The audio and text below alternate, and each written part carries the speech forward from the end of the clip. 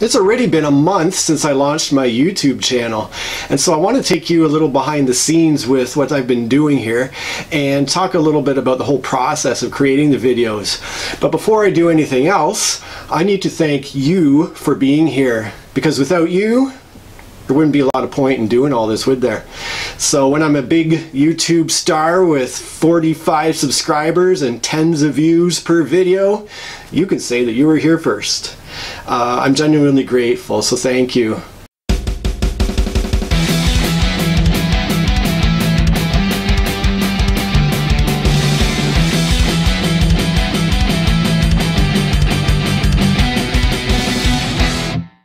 So yesterday I spent quite a bit of time filming a big behind the scenes episode, and at the end of the day I went to upload all my video onto the computer, and my older son wanted me to record him fooling around a little bit, so I shot a quick video of him, went to play it back, and he said to me, "Daddy, why can't I hear anything?"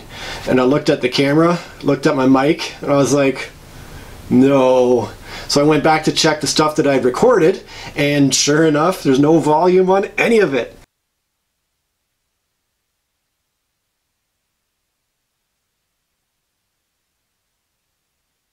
So here I am the next day, doing all the same recording, but good news for you is, every time I record something, I always think of things I could have done better, so you get the 2.0 version. But it's a little bit funny that I'm going to be talking about the behind the scenes stuff and some of the struggles I've had with getting into creating videos, and here I am completely screwing up yesterday's recordings. It's the first and hopefully last time I've done that with a microphone, though. From now on I'm going to leave it unplugged from the camera so that I have to plug it in and remind myself to turn on the mic. Anyhow, I hope you find this video interesting. Basically, the whole idea of this channel started maybe a year ago, and the first videos I started recording were maybe about 9 months ago. So some of the videos that you've been watching on my channel were actually recorded probably 8 or 9 months ago. And I was close to quitting before I even started, because it's actually surprisingly hard to get good video recorded. Now I know that some YouTubers say all you have to do is stick your phone in front of you, hit record, say some stuff, and upload it onto YouTube, and voila, you're a YouTuber. Which is technically true, but are they going to be videos that people want to watch? My goal right from the beginning was to create quality video with good video, good sound, and the whole bit. So when I first started out with recording, it was a tough process, and there were some big stumbles at the beginning, and I was really ready to give up, but I'm glad I persevered with it. One thing that's interesting is finding out how you present yourself to other people when you're talking. Now this is kind of a funny thing to say maybe, but I personally just don't talk much. I'm kind of a self-imposed hermit. I don't interact with a lot of people, and when I am hanging out with people, I'm the one that's sort of sitting there listening to what other people have to say.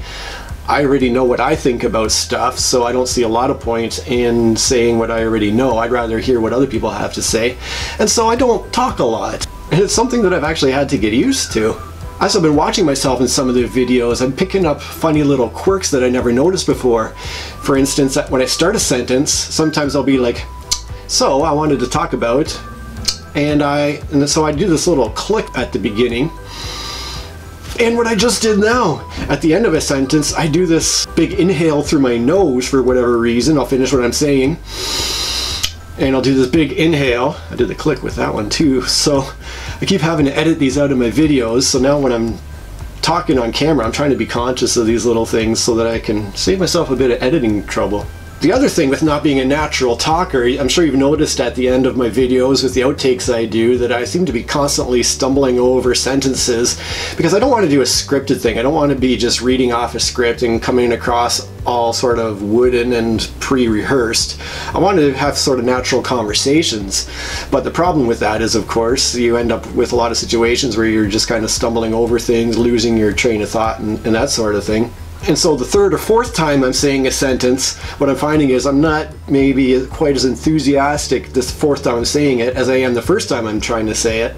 So I lose some of that enthusiasm in the videos, and I want to really focus on just the fun that I'm having making these, so that even if I have to say something 4 or 5 times, that the enthusiasm and enjoyment of what I'm talking about will come through to you, just to make it more interesting to watch.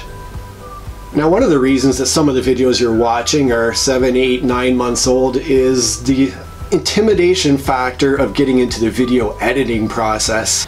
I don't know how long it would have taken me to get there on my own, but fortunately a dear friend needed some help with a video project of their own. So I was sort of forced to learn the process of video editing, and that allowed me to get started with my own work. So I'm pretty grateful that that opportunity came along and made me overcome the mental hurdle of getting into that. In fact, before I get to the behind the scenes of the equipment I have around here, let me pop you downstairs to take a quick peek at the video editing software that I'm using. So, one thing that I actually generally try to avoid doing is having moving shots, because I'm somebody who's personally quite susceptible to motion sickness, and I do not like having a lot of motion in my videos when I'm viewing them. So I try to do most of the stuff on the tripod. So I apologize if this is going to be a little uncomfortable for anyone. I'm just going to open my office door because I filmed a bunch of video in here. Got the book stuff where I like to film my book talks, and it's my office desk there with some painting projects on the go. And that's the office. But I'll carry on downstairs to the computer and we'll take a look at the video editing software.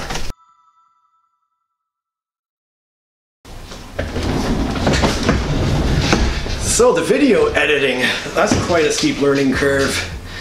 I've definitely been learning a lot over the past month, and while there is a lot to learn, as with most things, once you know how to do it, it's actually not too bad. I tend to create a lot of editing work for myself just in the way I talk, partly because of the way I'm kind of stumbling over things as I'm trying to converse with the camera, and partly because I'm not terribly afraid of silences when I'm talking. I don't try to fill the gaps with ums and ahs, and what I rather do is just kind of pause while I'm talking for a second and get the next thought in my head before I talk about it.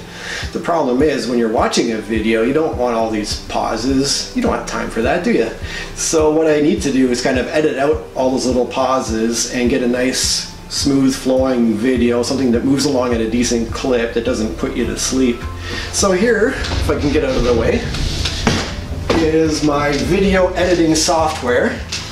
I ended up just kind of Googling good video editing software for vlogs or something along those lines. Checked out a couple of recommendation lists, and I ended up going with a program called Wondershare Filmora, partly because it was very cheap and partly because it was recommended as being something that was pretty easy to use for somebody starting out with film editing. So this is just a video that I had edited relatively recently. It's my Miriam Taves video, and if I kind of zoom in on it, you can actually see that there's basically a cut for every couple of seconds of video pretty much, which isn't super ideal, obviously. What I'd like to do as I get better at speaking to a camera is keep the conversation flowing, to try to create less need to be chopping up my video, because it makes it a little bit more choppy when you're watching it as well and doesn't quite flow as well. So hopefully I can just get better at speaking to the camera in general and save myself a bit of work, make it easier to watch. Alright, let's pop back upstairs and I'll show you the behind the scenes of my equipment there.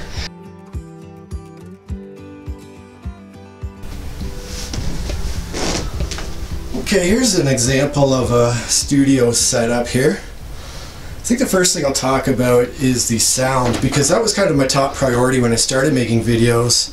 I realized that personally I could watch video that had okay picture quality, but if it didn't have great sound, it really made the experience less comfortable as a viewer. So the first thing I tried was this lapel wireless microphone, and I found a couple of problems with it. First of all, the sound quality itself wasn't very good.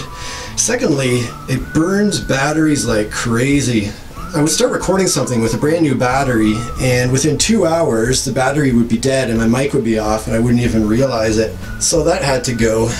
I ended up getting a shotgun style microphone instead, which I'll show you in a second. But next up, I guess I'll have a look at the lighting. Off of Amazon, I got these two lighting units that were kind of the cheapest I could find, to be honest with you. They're from Canadian Studio, photo, video, audio, I guess. They're pretty flimsy. The stands that they're on barely hold them up. But I like them. They do the trick. One cool feature they have is this kind of half brightness setting, or full brightness. So each of these lights has that. And I'm realizing as I'm watching the video that I'm producing that I need to really do a lot better with the lighting. I've been trying to take advantage of natural light as much as possible, which is why you'll often see me near a window. But I'm finding that sometimes not adequate, and I really need to bring these lights more into play to make the picture quality better. One fun thing about these lights is that they also came with this green screen sheet. It didn't come with a stand, so I actually hang it on my curtain rod here, which means that the width is kind of limited and I don't have as much room to play with as I would like. But you've seen some fun intros, at least I hope you think they're fun, in a couple of my videos using the green screen, and that's been kind of fun. And then the last thing is the cameras themselves. My original camera is one that I purchased from Costco. I basically went there and got the cheapest camera with HD recording that I could find. And so I picked up this Canon Vixia. And the picture quality is okay. One thing that's a little annoying though is videos I watch on YouTube by YouTubers who are using just DSLR cameras seem to have a lot higher picture quality than the cameras I'm using. However, I recently switched to a Panasonic camera, and I will pop this back on its tripod. I've got one decent tripod for my primary camera and kind of a little cheap tripod for the other one. And let me pop on my other camera to show you this one. And let's get the other camera on. Okay, let's show you this camera. If I can stop the recording on that. There we go. So first of all, we have the shotgun microphone I was talking about. It's a Takstar SGC 698, I believe. I don't even have my glasses on, so hopefully you can see that. It's been a good microphone. It's actually really nice to not be tied to a lapel mic and to be able to just have that set up on my camera and give me a lot of freedom of movement. And then this camera here is one that my mother just gave me, actually. She had been doing some art videos on YouTube.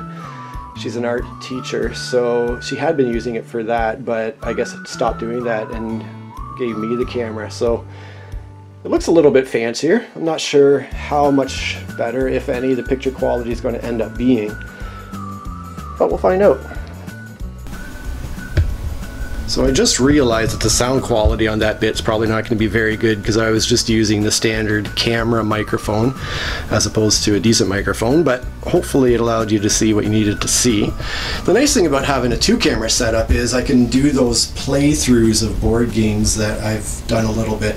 I've recorded a few of them and have uploaded one of them so far.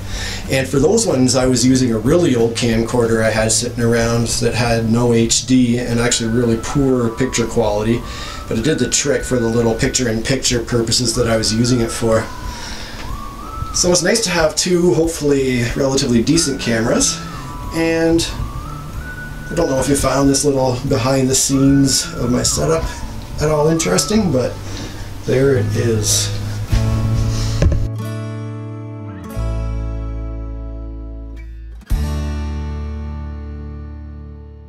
So there you have a bit of a behind the scenes look at what I'm doing here on the channel. I am really trying hard to bring you really good quality videos, and I know that I have some work to do, but I'm learning a lot and hopefully that will improve.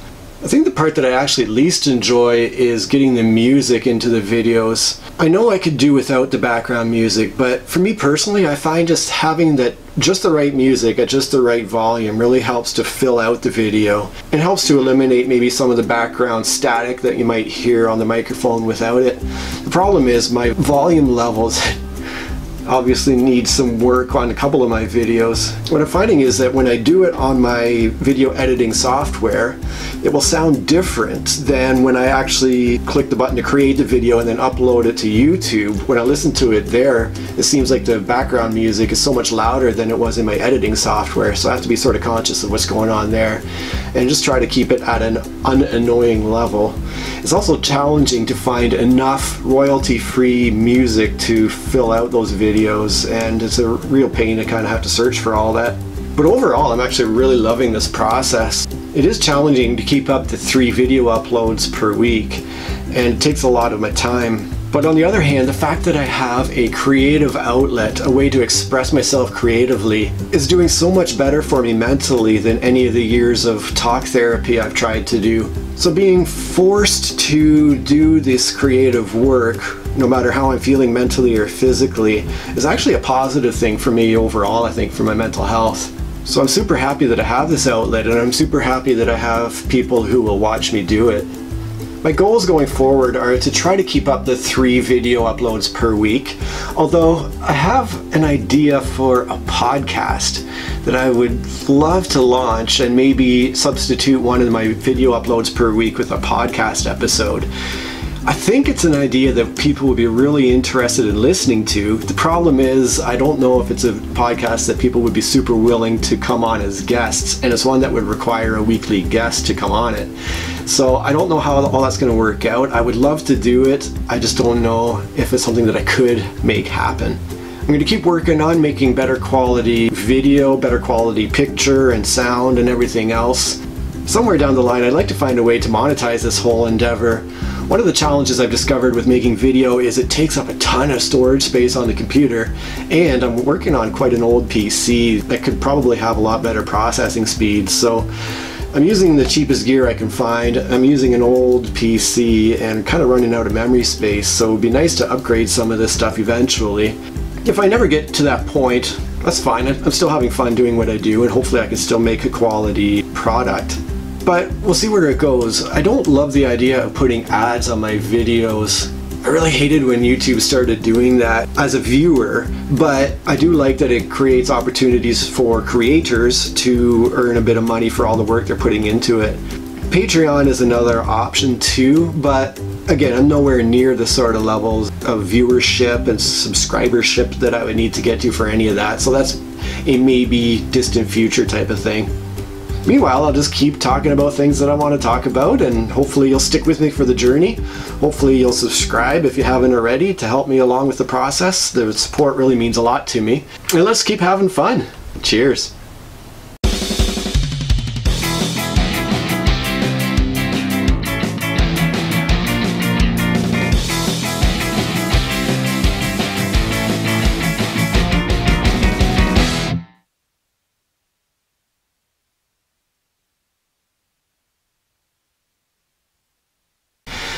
Anyhow, so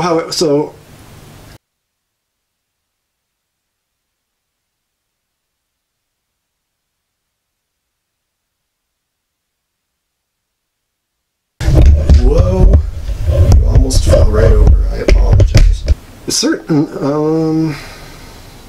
And